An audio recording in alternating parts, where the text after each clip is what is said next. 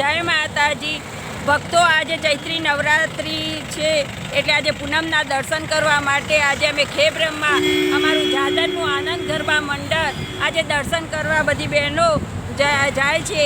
જય માતાજી, જય માતાજી, બોલ મારી અંબે, જય જય અંબે, બોલ મારી અંબે, જય જય અંબે।